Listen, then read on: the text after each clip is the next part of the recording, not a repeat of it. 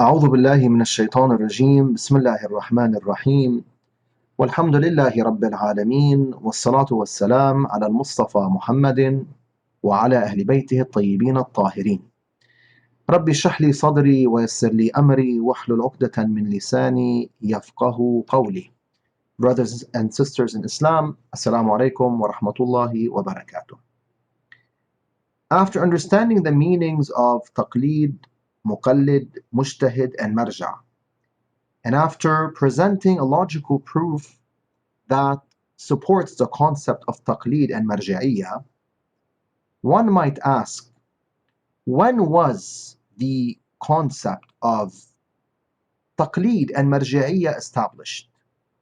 Did it start with the start of the major occultation of Sahib al-Zaman, may Allah hasten his reappearance? Or did it start before the major occultation? Was it established before the major occultation? In reality, when we look at the traditions of Ahlul Bayt alayhimus salam, we find that the concept of taqleed and marji''iyah was established long before the start of the major occultation. Ever since the days of the apparent Imams alayhimus salam, meaning the Imams who did not go through a state of occultation, ever since their days, the concept of taqleed and marji''iyah was established. When we look at their traditions alayhimus salam and their biographies, we see that the apparent Imams would shower people with knowledge, especially their followers, and they would select certain people amongst their followers, spoon feed them with knowledge, and turn them into scholars and erudites. Then the Imam, the apparent Imam, peace be upon him, would refer certain people to that scholar. He would tell certain people, or his followers in general, to refer to that follower of his who had become a scholar due to the hard work and the teachings of the Imam or the Imams, peace be upon them. Is that anything but the concept of taqleed and marji''iyah?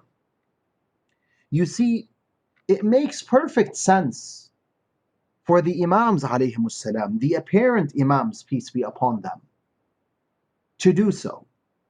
Why? Because the apparent Imams, peace be upon them, the Imams would live in a particular city. Some of their followers would live in the same city, whereas others would live in certain parts of the world that were far away from the city in which the Imam resides. Take the example of Imam al-Sadiq salamullahi alayh. Imam al-Sadiq salamullahi alayh spent a large portion of his life, most of his life, where? In Medina. However, not all of his Shi'as were living in Medina. Some were living in Kufa, and some were in other cities which were quite distant from Medina. Take the example of Imam al-Askari alayhi salam, who spent most of his life where? In Samarra. However, not all of the Shi'as were in Samarra. They were in different parts of the world.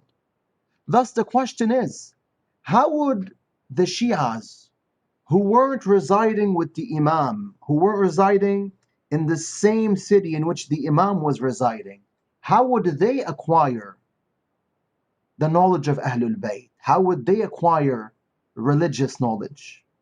Well, they had three options. The first one was to visit the Imam alayhi salam, to physically visit the Imam. This was possible at times, but not at all times. They were able to visit the Imam occasionally. but they weren't able to be with the Imam 24/7. They weren't able to be with him at all times.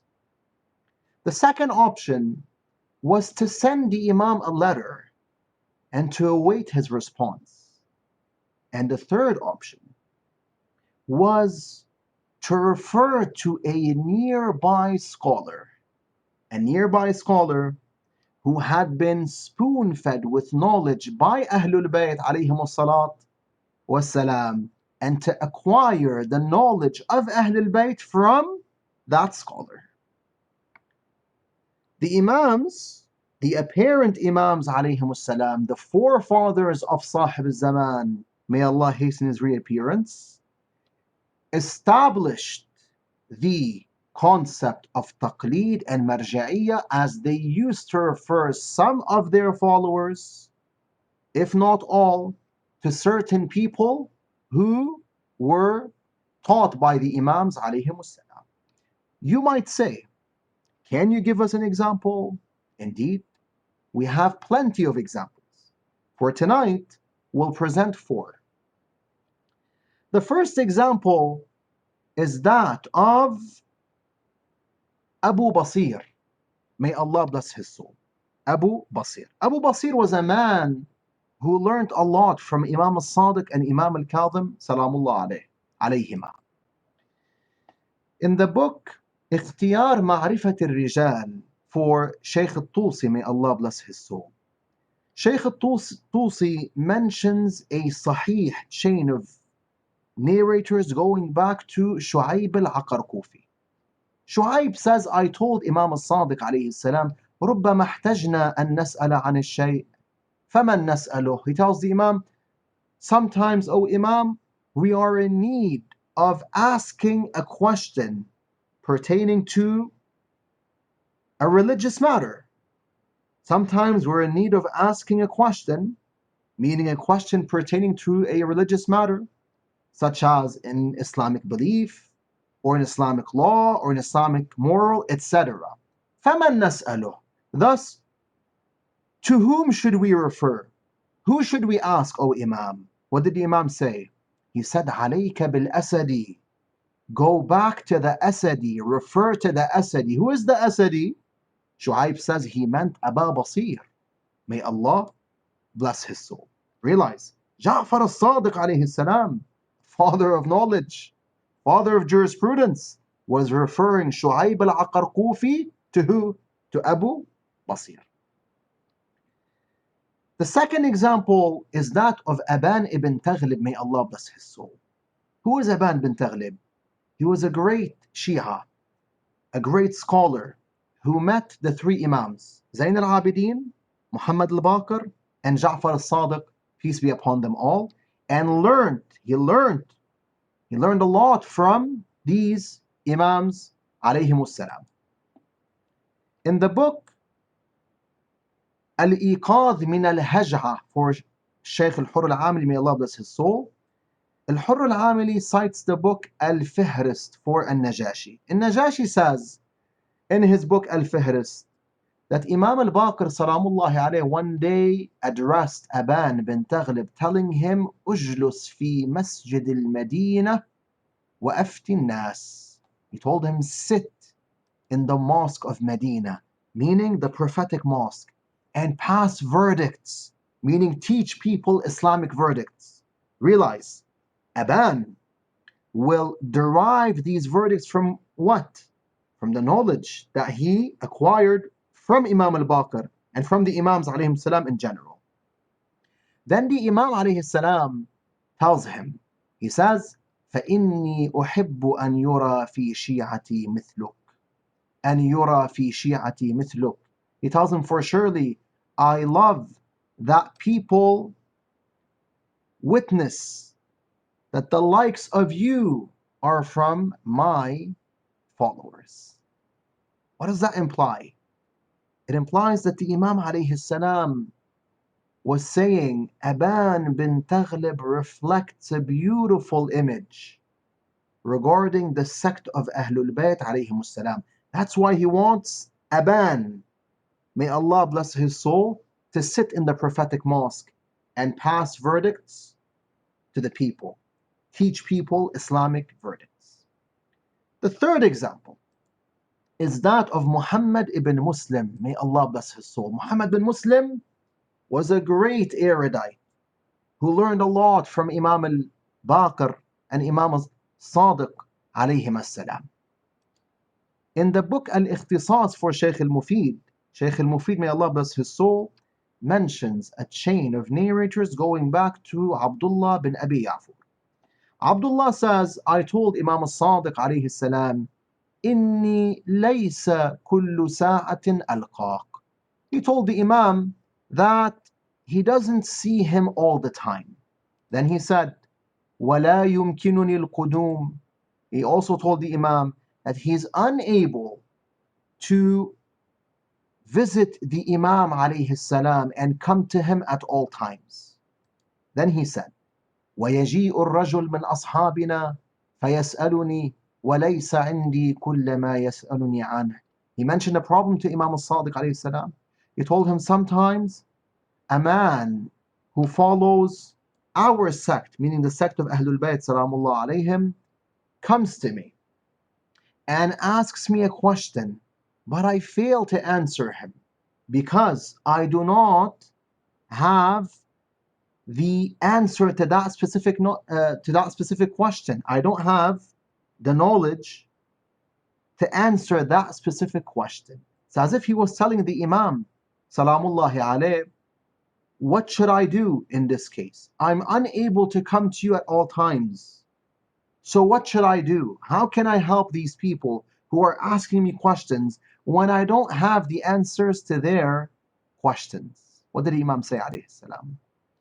He said, فَمَا يَمْنَعُكَ مِنْ مُحَمَّدْ بِنْ مُسْلِمِ الثَّقَفِي. What prevents you of going to Muhammad bin Muslim al-Thaqafi? فَإِنَّهُ قَدْ سَمِعَ مِنْ أَبِي وَكَانَ عِنْدَهُ مَرْضِيًّا. He tells him, surely Muhammad bin Muslim heard the words of my father, meaning he learned several traditions from Imam al-Baqir alayhi salam. And he says that Muhammad bin Muslim, that Imam al-Baqir alayhi salam, was pleased with Muhammad ibn Muslim. According to a second version of the tradition, the Imam says, وَكَانَ عِنْدَهُ وَجِيهًا, meaning Muhammad bin Muslim had a lofty position in the eyes of who?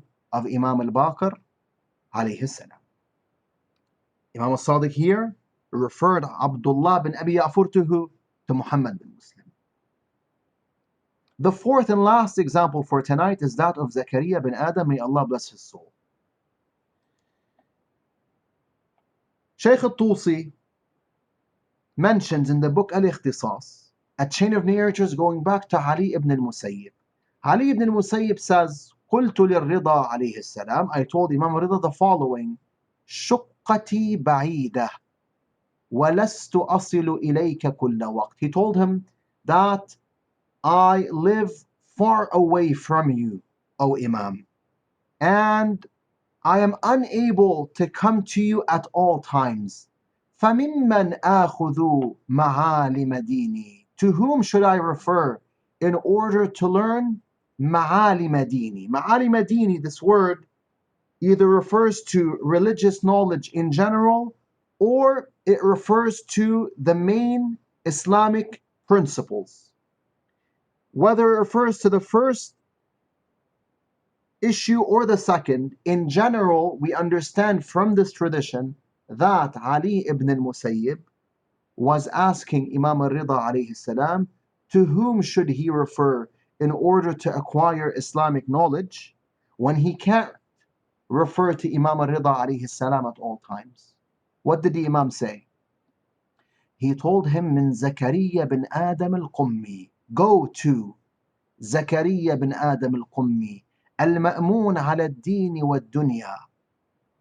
He tells him that Zakaria bin Adam al-Qummi is a trustworthy individual, is a person that you can trust in regards to your worldly issues and to the issues of the hereafter. Ibn al-Musayyib says what? He says فلما انصرفت قدمت على زكريا بن آدم فسألته عما احتجت إليه. He says when I left Imam Rida alayhi salam, I went to Zakaria bin Adam and I asked him